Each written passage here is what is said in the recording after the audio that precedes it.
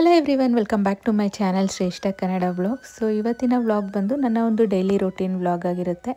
ಮತ್ತು ನೀವು ಕೇಳಿದಂಥ ಕೆಲವೊಂದು ಕ್ವೇರೀಸ್ಗೆ ಆನ್ಸರ್ ಕೊಡೋಕ್ಕೆ ಈ ವ್ಲಾಗಲ್ಲಿ ಟ್ರೈ ಮಾಡ್ತೀನಿ.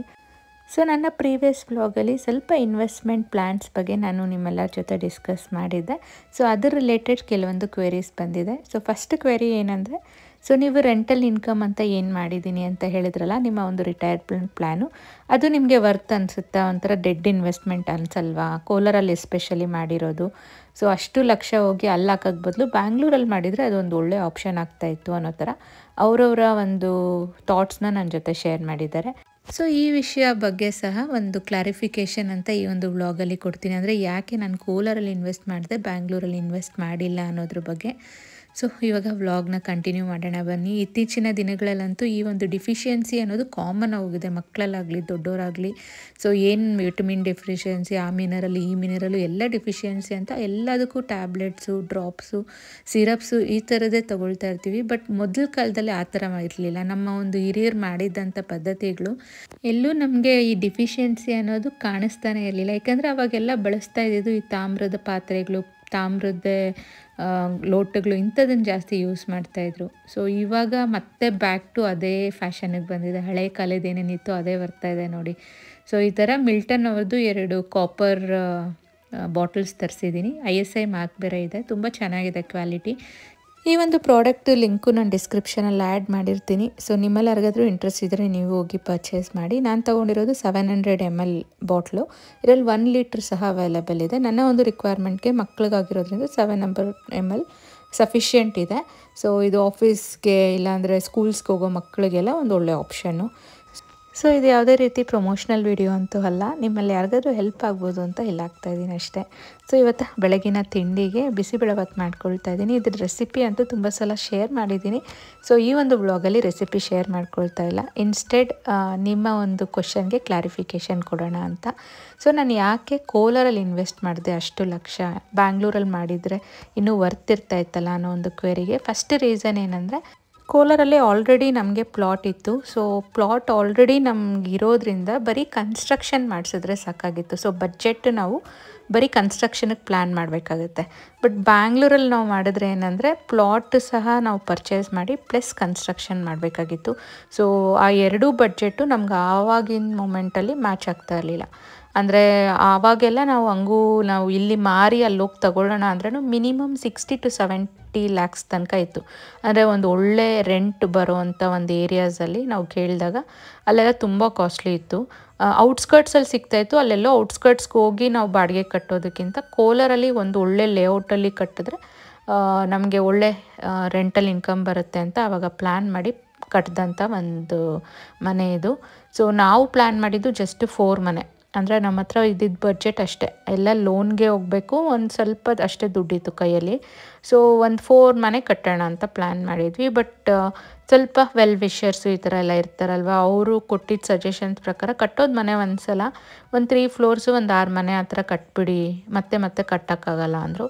ಸೊ ಅದು ನಮಗೆ ಗೊತ್ತಿಲ್ದಿರ ಅಷ್ಟು ಇನ್ವೆಸ್ಟ್ಮೆಂಟ್ ಮಾಡೋಂಗೆ ಆಗೋಯ್ತು. ಸೊ ಆ್ಯಕ್ಚುಲಿ ಆ ಟೈಮಲ್ಲಿ ನಾವು ಒಂದು 6 ಮನೆ ಕಟ್ಟಬೇಕಾದ್ರೆ ಒಂದು 65 to 70 lakhs ನಮಗೆ ಟಾರ್ಗೆಟ್ ಹೇಳಿದರು. ಅಂದರೆ ಯಾರು ನಮಗೆ ಕನ್ಸ್ಟ್ರಕ್ಟ್ ಮಾಡಿ ಕೊಡ್ತಾರೆ ಅಂತ ಹೇಳಿದ್ರಲ್ಲ, ಅವರು ಇಷ್ಟಾಗ್ಬೋದು ಅಂತ ಒಂದು ಬಜೆಟ್ ಪ್ಲ್ಯಾನ್ ಕೊಟ್ಟಿದ್ರು. ಬಟ್ ಅದು ನಮಗೆ ಕ್ರಮೇಣ ಅದು ಅವ್ರು ಹೇಳಿದ ಮೆಟೀರಿಯಲ್ಸು, ಇವಾಗ ಅವ್ರೇನು ಹೇಳಿದ್ರು ಅಂದರೆ, ಎಲ್ಲ ಮನೆಗೂ ವೆಟ್ರಿಫೈಡ್ ಟೈಲ್ಸ್ ಹಾಕ್ಸ್ಬಿಡಿ, ಒಂದು ಮಿನಿಮಮ್ ಒಂದು 5 to 6 lakh ಅದರಿಂದ ಸೇವ್ ಆಗುತ್ತೆ. ಸೊ ಇದೊಂದು ಆಪ್ಷನ್ ಕೊಟ್ಟರು. ಬಟ್ ನಾವು ಅದು ಒಪ್ಪಲಿಲ್ಲ. ಎಷ್ಟೇ ಬಾಡಿಗೆಗೆ ಅಂತ ಕಟ್ಟಿದ್ರೂ ಲೈಫು ಇರಬೇಕಲ್ವ, ವೆಟ್ರಿಫೈಡ್ ಟೈಲ್ಸ್ ಬೇಡ, ನಾವು ಗ್ರಾನೈಟ್ಗೆ ಹೋಗ್ತೀವಿ ಅಂತ ಗ್ರಾನೈಟ್ಗೆ ಹೋದ್ವಿ. ಅಲ್ಲಿ ಸ್ವಲ್ಪ ನಮಗೆ ಬಡ್ಜೆಟ್ ಜಾಸ್ತಿ ಆಯಿತು. ಅದು ಬಿಟ್ಟರೆ ಇನ್ನೊಂದು ಅವ್ರು ಕೊಟ್ಟಿದ್ದ ಪ್ಲ್ಯಾನ್ ಏನಂದರೆ, ನಾವು ಕನ್ಸ್ಟ್ರಕ್ಟ್ ಮಾಡಿದ್ದು ರೆಡ್ ಬ್ರಿಕ್ಸಲ್ಲಿ, ಅಂದರೆ ಇಟ್ಟಿಗೆ ಅಂತಾರಲ್ಲ, ಆ ರೆಡ್ ಕಲರ್ ಇಟ್ಟಿಗೆ, ಅದರಲ್ಲಿ ನಾವು ಕಟ್ಸಿದ್ವಿ. ಬಟ್ ಅವ್ರೇನು ಹೇಳಿದ್ರು ಅಂದರೆ, ಹಾಲೋ ಬ್ರಿಕ್ಸ್ ಅಂತ ಬರುತ್ತೆ, ನೀವು ಹೆಂಗೂ ರೆಂಟಲ್ ಕಟ್ಸೋದಲ್ಲ, ಆ ಒಂದು ಹಾಲೋ ಬ್ರಿಕ್ಸಲ್ಲಿ ಕಟ್ಟಿದ್ರೆ ಒಂದು ಸ್ವಲ್ಪ ಲಕ್ಷ ನಿಮಗೆ ಸೇವ್ ಆಗುತ್ತೆ ಅಂತ. ಬಟ್ ಅದಕ್ಕೂ ನಮ್ಮ ಹಸ್ಬೆಂಡ್ ಒಪ್ಪಲಿಲ್ಲ. ಸೊ ಈ ಥರ ಒಂದು 2-3 ಅಂದರೆ ನಾವು ಯೂಸ್ ಮಾಡೋಂಥ ಮೆಟೀರಿಯಲಲ್ಲಿ ನಾವು ಕಾಂಪ್ರಮೈಸ್ ಆಗೋಕ್ಕೆ ರೆಡಿ ಇರಲಿಲ್ಲ. ಸೊ ಆವಾಗ ಏನಾಗುತ್ತೆ ಅಂದರೆ, ಒಂದು 10 to 15 lakhs. ನಮಗೆ ಗೊತ್ತಿಲ್ದಿರ ಅದು ಬಡ್ಜೆಟ್ ಇನ್ಕ್ರೀಸ್ ಆಯಿತು. ನಾವೊಂದು 70 ಮುಗಿಯುತ್ತೆ ಅಂದ್ಕೊಂಡಿದ್ದು 86-88 ಅಲ್ಲಿ ತನಕ ಹೊಟ್ಟೋಯ್ತು. ಅಂದರೆ ಬೇಸಿಕ್ ವುಡ್ ವರ್ಕ್ ಜೊತೆಗೆ ನಾನು ಹೇಳ್ತಾ ಇರೋದು.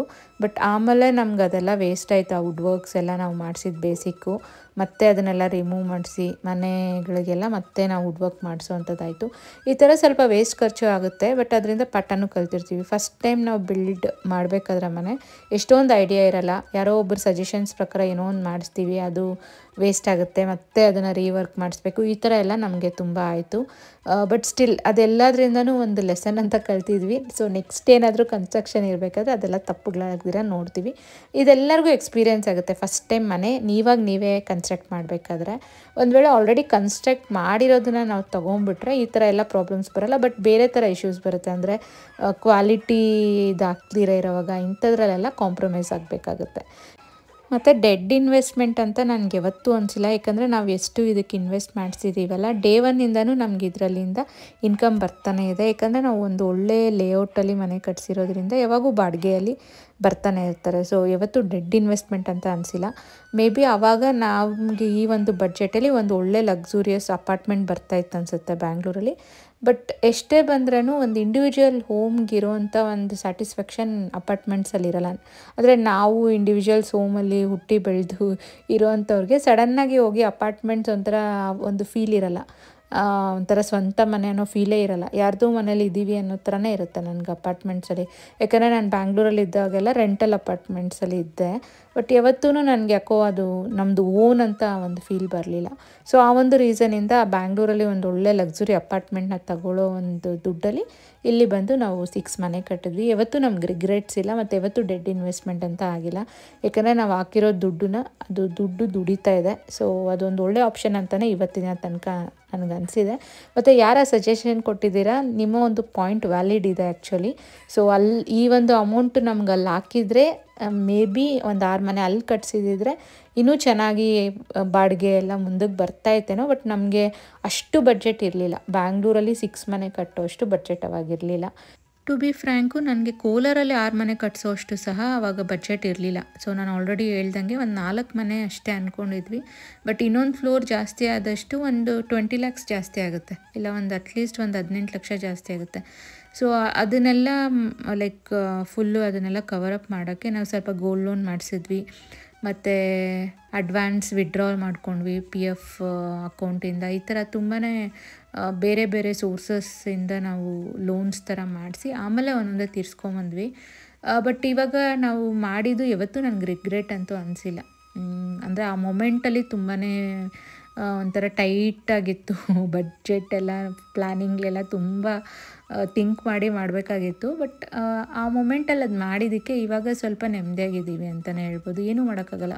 ಒಂದು ಬೇಕು ಅಂದರೆ ಒಂದು ಸ್ವಲ್ಪ ದಿನ ಅದು ಒಂದು ಫೇಸ್ ಅಂತ ಇರುತ್ತಲ್ಲ, ಅದನ್ನು ದಾಟ್ಕೊಂಡು ಹೋಗೋದ್ಮೇಲೆ ಅದು ನಾರ್ಮಲ್ ಆಗೋಗುತ್ತೆ. ಸೊ ಆ ಮೊಮೆಂಟಲ್ಲಿ ನಮಗೆ ಕಷ್ಟ ಅನಿಸುತ್ತೆ. ಬಟ್ ಆ ಮೊಮೆಂಟಲ್ಲಿ ನಾವು ಹೋಗ್ಬಿಟ್ಮೇಲೆ ಹೆಂಗನ ಮಾಡಿ ಅದರಿಂದ ಆಚೆ ಬಂದೇ ಬರ್ತೀವಿ. ಸೊ ಅದಕ್ಕೆ ನಾನು ಇವಾಗಿನ ಒಂದು ಹೊಸ್ದಾಗಿ ಮದುವೆ ಆಗಿರೋರ್ಗೆ ಒಂದೇನು ಹೇಳ್ತೀನಿ ಅಂದರೆ, ಚಾಲೆಂಜಸ್ನ ತಗೊಳ್ಳೋದಕ್ಕೆ ರೆಡಿಯಾಗಿರಿ. ಎಸ್ಪೆಷಲಿ ಈ ಥರ ವಿಷಯಗಳಲ್ಲಿ ಸುಮ್ಮನೆ ದುಡ್ಡು ವೆಚ್ಚ ಇಂಥದಕ್ಕೆ ಏನು ಜಾಸ್ತಿ ಚಾಲೆಂಜಸ್ ತಗೋಬೇಡಿ. ಫ್ಯೂಚರ್ ಇನ್ವೆಸ್ಟ್ಮೆಂಟ್, ಒಂದು ಮನೆ ಕಟ್ಟೋದು, ಇಲ್ಲಾಂದ್ರೆ ಏನೋ ಒಂದು ಪ್ರಾಪರ್ಟಿ ತೊಗೊಳ್ಳೋದು, ಇಂಥದ್ದೆಲ್ಲ ಎಲ್ಲ ಕ್ಯಾಶ್ ಇಟ್ಕೊಂಡೇ ತೊಗೊಳ್ತೀವಿ, ಎಲ್ಲ ಕ್ಯಾಶ್ ಇಟ್ಕೊಂಡೇ ಮಾಡ್ತೀವಿ ಅಂದರೆ ಆಗಲ್ಲ. ಒಂದು ಸ್ವಲ್ಪ ಧೈರ್ಯ ಮಾಡಿ ಮುಂದಕ್ಕೆ ಹೋಗಿ ಒಂದು ಸ್ಟೆಪ್ ಇಟ್ಟರೆ ನನ್ನ ಪ್ರಕಾರ ಏನಂದರೆ ಅದಾಗುತ್ತೆ. ಸೊ ಥಿಂಕ್ ಮಾಡಿ. ಹಂಗನ್ಬಿಟ್ಟು ತುಂಬಾ ನಿಮ್ಮ ಹತ್ರ ಒಂದು ಮಿನಿಮಮ್ ಒಂದು 50% ಇದು, ಇನ್ನು 50% ಸಾಲ ಮಾಡಿ. ಬಟ್ ಎಲ್ಲನೂ ಸಾಲ ಮಾಡಿ ತಗೊಳ್ತೀವಿ, ಆ ಒಂದು ಡಿಸಿಷನ್ ಬೇಡ. ಅದನ್ನು ನಾನು ಎಂಟರ್ಟೈನ್ ಮಾಡ್ತಾಯಿಲ್ಲ.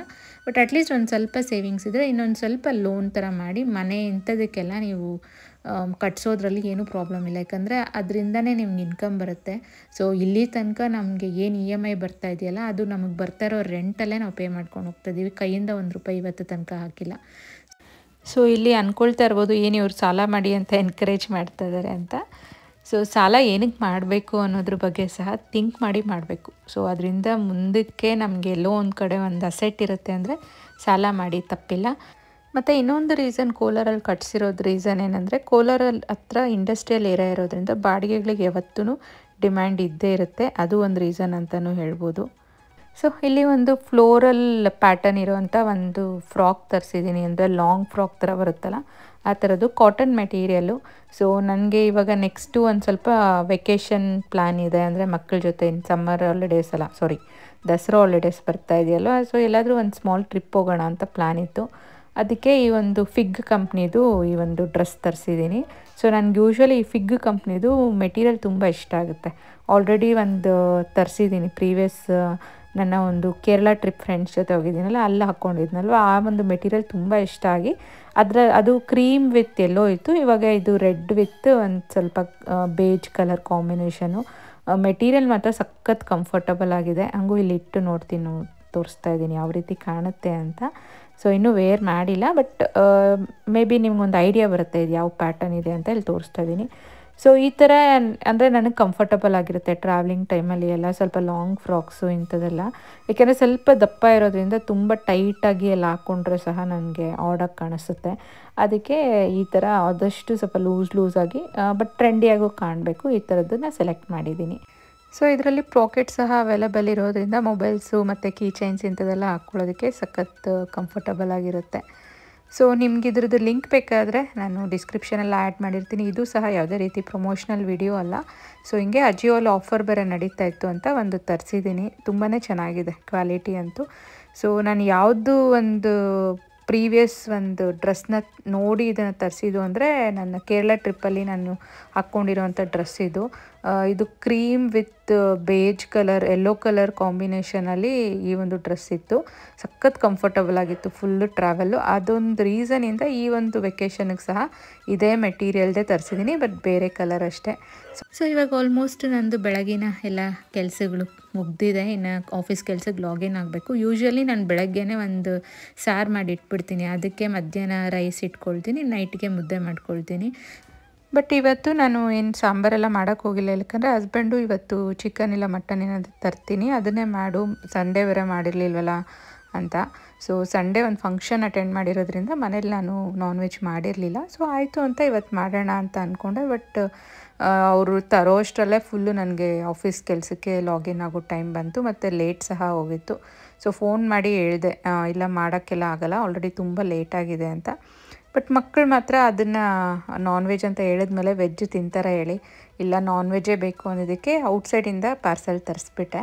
ಸೊ ಇವತ್ತು ನಾನು ಸಿಟಿ ಹೋಟ್ಲ್ ಅಂತ ಇದೆ ಕೋಲಾರಲ್ಲಿ, ಅಲ್ಲಿಂದ ಮಟನ್ ಬಿರಿಯಾನಿ ಮತ್ತು ಲಾಲಿಪಾಪ್ ತರಿಸಿದೆ. ತುಂಬ ಚೆನ್ನಾಗಿರುತ್ತೆ ಟೇಸ್ಟು. ಒಂದು ಒಳ್ಳೆ ಊಟ ತಿಂದ್ಕೊಂಡು ಇವತ್ತು ಮಧ್ಯಾಹ್ನದ ಲಂಚ್ ಮುಗಿಸಿದ್ವಿ ಅಂತಲೇ ಹೇಳ್ಬೋದು. ಸೊ ನಿಮ್ಮೆಲ್ಲರಿಗೂ ಈ ಒಂದು ವ್ಲಾಗ್ ಇಷ್ಟ ಆಗುತ್ತೆ ಅಂತ ಭಾವಿಸ್ತಾ ಇದ್ದೀನಿ. ಕೊನೆ ತನಕ ನೋಡ್ತಾ ಇರೋ ಪ್ರತಿಯೊಬ್ಬರಿಗೂ ಥ್ಯಾಂಕ್ ಯು ಹೇಳ್ತಾ, ಯಾರೆಲ್ಲ ಇನ್ನೂ ನನ್ನ ಚಾನಲ್ಗೆ ಸಬ್ಸ್ಕ್ರೈಬ್ ಮಾಡ್ಕೊಳ್ತೀರಾ ನೋಡ್ತಾ ಇದ್ದೀರಾ, ಇಲ್ಲ ನೀವೇನಾದರೂ ಫಸ್ಟ್ ಟೈಮ್ ವ್ಯೂವರ್ಸ್ ಆದರೆ ದಯವಿಟ್ಟು ಸಬ್ಸ್ಕ್ರೈಬ್ ಮಾಡ್ಕೊಂಡು ನೋಡಿ ಅಂತ ಹೇಳ್ತಾ ಈ ಒಂದು ವ್ಲಾಗ್ನ ನಾನು ಇಲ್ಲಿಗೆ ಮುಗಿಸ್ತಾ ಇದ್ದೀನಿ. ಮತ್ತೆ ಸಿಗೋಣ.